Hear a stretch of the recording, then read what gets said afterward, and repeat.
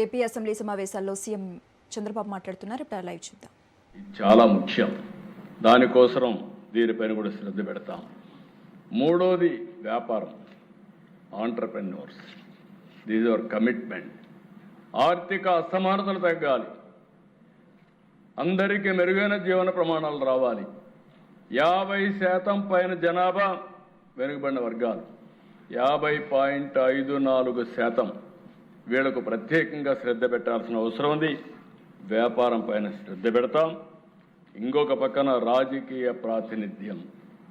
మళ్ళీ చెప్తున్నా, ఈ రోజటి నుంచి విద్య, నైపుణ్యం, ఉపాధి, వ్యాపారం, ఆంటర్‌ప్రెన్యూర్స్, 5 రాజకీయ ప్రాతినిధ్యం అన్ని రంగాల్లో, పంచాయతీ మొదలుకొని వార్డు మొదలుకొని కేంద్ర మంత్రివర్గం వరకు ప్రాధాన్యత ఇచ్చే బాధ్యత మాదని మీ అందరికీ చెప్తున్నాను.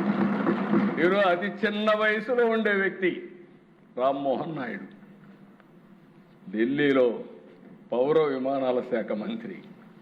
అది ఈ యొక్క ఎన్డీఏ చూపించిన శ్రద్ధ అని చెప్పి కూడా మీకు తెలియజేస్తున్నా. అందుకే అధ్యక్ష, ఈరోజు నేను ఒకటే కోరుతున్నా, ప్రతి ఒక్కరికి ఒకటే విజ్ఞప్తి చేస్తున్నా. ఈరోజు తీసుకొచ్చిన బీసీ రిజర్వేషన్లు ఎవరికి వ్యతిరేకత కాదు. మనం అందరం ఎవరి దగ్గర నుంచో లాక్కోవడం కూడా కాదు. ఎస్సీలు, ఎస్టీలు, మైనారిటీలు, మహిళలు, ఇతర వర్గాల్ని గౌరవిస్తూనే రాజ్యాంగ పరిమితుల్లో న్యాయపరమైన ప్రమాణాలు పాటిస్తూ సామాజిక న్యాయాన్ని సాధించడమే మన లక్ష్యం. నా రాజకీయ జీవితంలో ఒక ముఖ్యమైన ఒక నమ్మకం అధ్యక్ష, ఒక విశ్వాసం. నేను ఎప్పుడో ఒక మాట చెప్తా ఉంటాను, అధికారం కొంతమంది చేతుల్లో ఉండడానికే కాదు, సమాజంలో ప్రతి వర్గానికి అవకాశం కల్పించడానికి. అభివృద్ధి అంటే రోడ్లు, భవనాలు, పరిశ్రమలే కాదు. అభివృద్ధి అంటే చివరి వరుసలో ఉన్న మనిషిని మొదటి వరుసలోకి తీసుకురావడం నిజమైన అభివృద్ధి అని చెప్పి కూడా నేను మీకు తెలియజేస్తున్నాను. అందుకే నేను చాలాసార్లు చెప్పాను, 2047 భారతదేశం వికసిత్ భారత్ ద్వారా నెంబర్ 1 అవుతాం. ఆంధ్రప్రదేశ్ స్వర్ణాంధ్రప్రదేశ్గా తయారవుతుంది. అదే సమయంలో ఆర్థిక అసమానతలు పెరుగుతాయి. ఒక పక్క సూపర్ 6 సంక్షేమాన్ని ఇస్తాం, అభివృద్ధిని చేస్తాం. అదే సమయంలో ఆర్థిక అసమానతలు తగ్గించే విధానానికి శ్రీకారం చుడుతున్నాం. ఒక పక్క సూపర్ 6 కానీ, డిపార్ట్మెంట్ ద్వారా ఇచ్చే డబ్బులు కానీ, ఇవి కాకుండా ఇంకో పక్క P4 కూడా ఇంట్రడ్యూస్ చేశాం. మార్గదర్శి, బంగారు కుటుంబం, టాప్ 10%, బాటం 20%ను కూడా పైకి తీసుకురావడం. ఇందులో వెనుకబడిన వర్గాలకు అండగా ఉండి, వెనుకబడిన వర్గాల్లో కూడా మీరు చూస్తే అధ్యక్ష మోస్ట్ బ్యాక్వర్డ్ క్లాసెస్ కూడా ఉన్నారు. నాకు ఒకసారి బాధేస్తుంది, గంగిరెద్దులని, పూసల వాళ్ళని, ఇలాంటి వాళ్ళు మీరు చూస్తే నిద్ర లేస్తే ఊర్లన్నీ తిరుగుతూ కనీసం స్థిర నివాసం లేని వ్యక్తులు ఉన్నారు అధ్యక్ష ఈ రాష్ట్రంలో. అలాంటి వాళ్ళు ఉన్నారు. వాళ్ళందరినీ ఆదుకోవడం మనందరి బాధ్యత.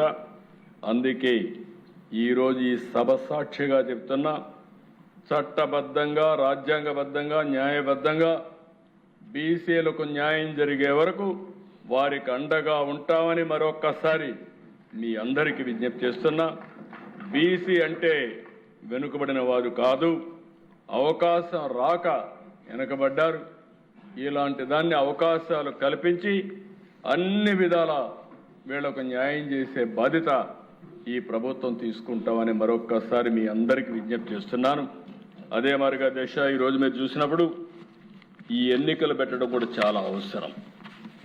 ఎందుకు నేను ఈ మాట వాడుతున్నానంటే, ఎంత వీలైనంత తొందరలో అంత ఎన్నికలు పెట్టుకోవాలి. 16వ ఆర్థిక సంఘం ఉంది, గ్రాంట్ రావాలి. గ్రామీణ ప్రాంతాలకి ఈ సంవత్సరం 2300 కోట్లు వస్తుంది. పట్టణ ప్రాంతాలకి 1562 కోట్లు వస్తుంది. ఈ రెండు కలిపితే 3862 కోట్లు కేంద్రం నుంచి మనం తెచ్చుకోవాల్సిన అవసరం ఉంది. ఎన్నికలు పెడితేనే ఈ డబ్బులు వస్తాయి. కాబట్టి కంపల్సరీగా ఎన్నికలు పెట్టాల్సిన బాధ్యత మన పైన ఉందని చెప్పి కూడా నేను మీకు తెలియజేసుకుంటున్నాను. అందుకే ఈ కుండే మెంబర్స్ అందరినీ కోరుతున్నా, ఏదైతే స్థానిక సంస్థల ఎన్నికల్లో కూటమి తరపున అందరినీ కోరుతున్నా, సరైన అభ్యర్థుల్ని ఎంపిక చేయండి, సరైన నాయకత్వాన్ని ప్రోత్సహించండి, భావి తరాలకు అవసరమైన నాయకత్వాన్ని తయారు చేసే బాధ్యత మీది. అలాంటి బలమైన పునాదులేసి వెనుకబడిన వర్గాల నుంచి ఒక మంచి నాయకత్వానికి శ్రీకారం చుట్టే విధంగా ఈరోజు మనం తీసుకున్న 3 నిర్ణయాలు మళ్ళీ రిపీట్ చేస్తున్నా. గ్రామీణ స్థానిక సంస్థల్లో 34%, పట్టణ స్థానిక సంస్థల్లో 33.33% రిజర్వేషన్ని ఈ కేబినెట్ ఆమోదించింది. ఈ సభ కూడా ఆమోదించవలసిందిగా మిమ్మల్ని అందరినీ కోరుతున్నా.